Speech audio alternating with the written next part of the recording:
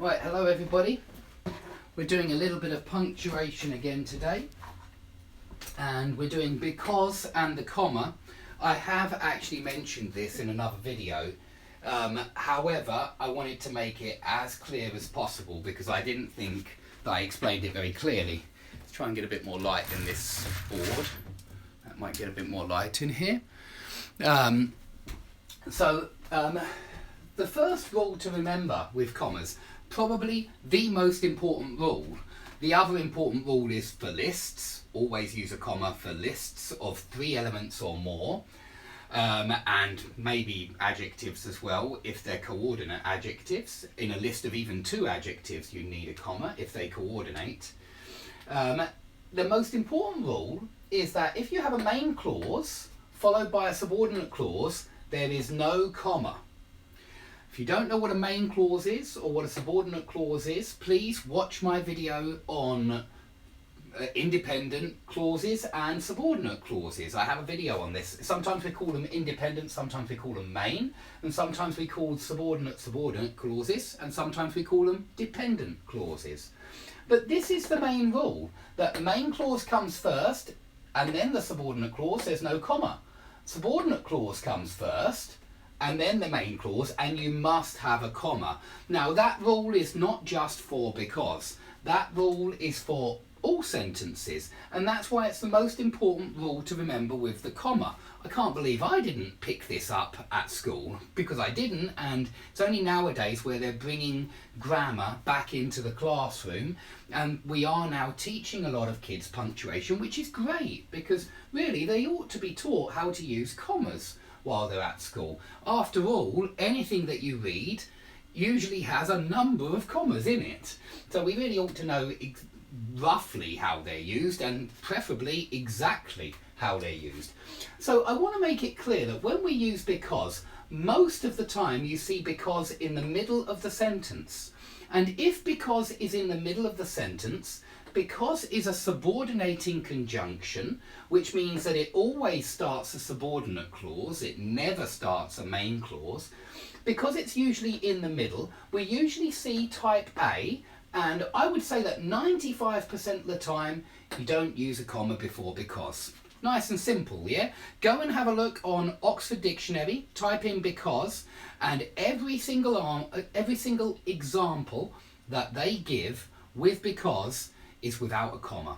Every single example. I went and had a look just to see, and so 100% of their examples don't have a comma. However, you do need a comma if you start a sentence with because. And this is absolutely possible. You can start a sentence with because. There's a rumour going round, I've heard it myself, that you can't start a sentence with because or and or but, and it's not true. You can start a sentence with a conjunction, you can start a sentence with a coordinating conjunction or a subordinating conjunction, and you certainly can with because. But it's just rarer for some reason, I'm not sure why. But if you start the sentence with because, you are starting the sentence with the subordinate clause, and you must have a comma therefore before the main clause. But this rule applies to all the other subordinating conjunctions as well. If you want a list of those conjunctions, try my video on subordinating and coordinating conjunctions, or just try Google. There are plenty of websites out there with a list of about 30 subordinating conjunctions, and they're really worth learning if you want to get good at using commas. Because here's a subordinating conjunction. Now, unfortunately, some sentences of type A are ambiguous, and these sentences are always, in my opinion, negative sentences. We'll see down here that there is another type, but really this is a negative sentence. So number 1 and number 2 really are negative sentences. I tried to find more information about positive sentences, and nothing convinced me that you actually do need to suddenly think about a comma in positive sentences. They're not the same as negative sentences.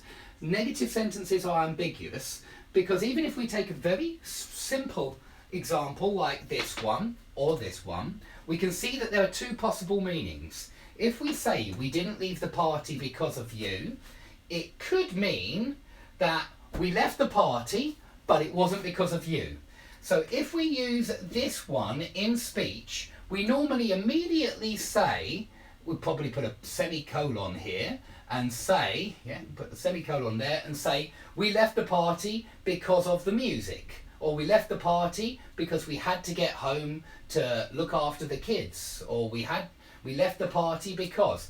But here there is no comma before because. Okay, there's no comma before because, and that means that we did leave the party, but not because of you. And so the next sentence or the next clause will usually explain why you did leave the party, because obviously you left the party for some reason, but it wasn't because of you. Look at the second sentence, which is just with a comma. We didn't leave the party, comma, because of you.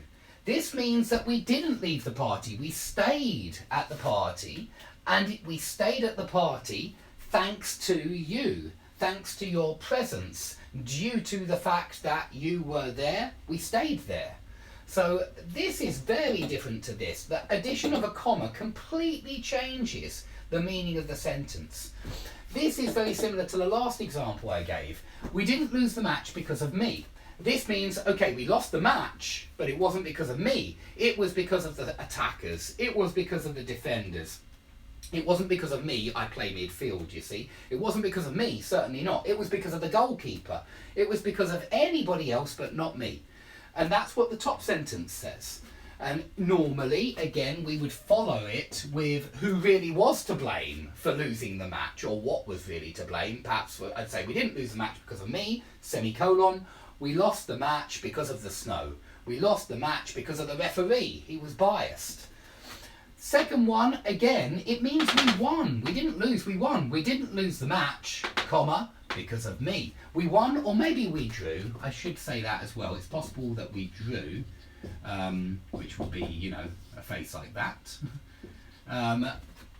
So it's just clear that here we didn't lose, here we did lose. So you can see how important that comma is. And there are other ambiguous sentences which don't look like negative sentences. Take a look at the next one. Few people learn Japanese because it is difficult. Now, without the comma, it means that not many learn Japanese because it is difficult. The majority, that's what the they means here, the majority learn it because it is useful. So here we're saying that there aren't many people that learn Japanese because of its difficulty. Most people learn Japanese because of its practical nature, because it's very useful for them. But if we compare it to the second sentence, again, I think this is very similar to the first two examples. Few people learn Japanese, comma, because it's difficult. And here we're saying the reason not many people learn Japanese is that it is very difficult, okay? So there's a remarkable difference between these two sentences. They really are very, very different. Now, I thought I'd mention as down here because occasionally you see as with a comma before it. In my opinion, in American literature, I seem to see more comma before the as. And it seems to me that they very often use a comma before as if it means because. Okay? If it's the conjunction, if it means because as is not always a subordinating conjunction. It can be an adverb, in which case it means while. It can mean as plus adjective plus as. So there is a confusion with certain sentences. Let me quickly give you an example of the confusion that can follow. I'm going to take off this one because it's not important.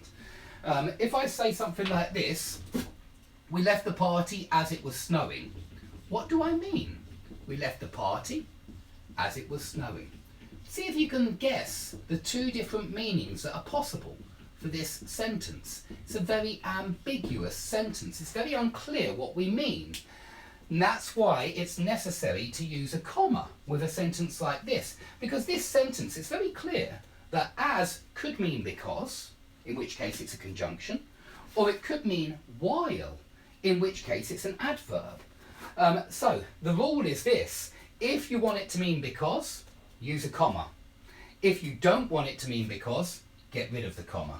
So without the comma, it means we left the party while it was snowing.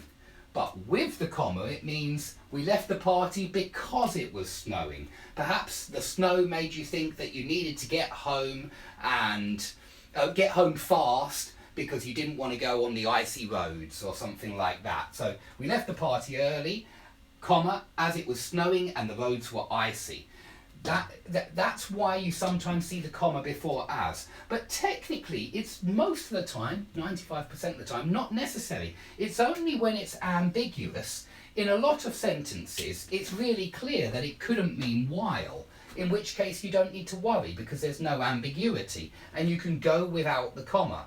But if there is that ambiguity there, use the comma to mean conjunction because, and get rid of the comma to mean the adverb while. And remember as well, there is a third use of as. There are probably other as-is as well. He works as a waiter or something like that. It's not a conjunction then, or it doesn't mean because anyway. But with these other forms, there doesn't seem to be so much confusion. The confusion is between 1 and 2, and that's how you clear up that confusion. Okay, I hope that's all clear. If you've enjoyed this video, please give me a like under the video. It's always appreciated. And I hope to do a lot more lessons very soon on the comma. In particular, I'll be looking at Chicago style. I'll use that manual of style that that they have online. And I think that there are a lot more interesting rules in the American grammar books for using punctuation.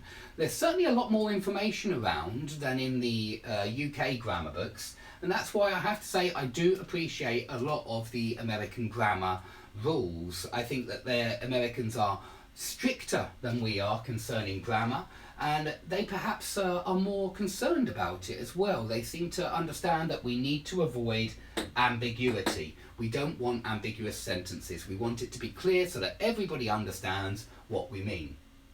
Okay, thanks for everybody for watching, and I'll see you all soon.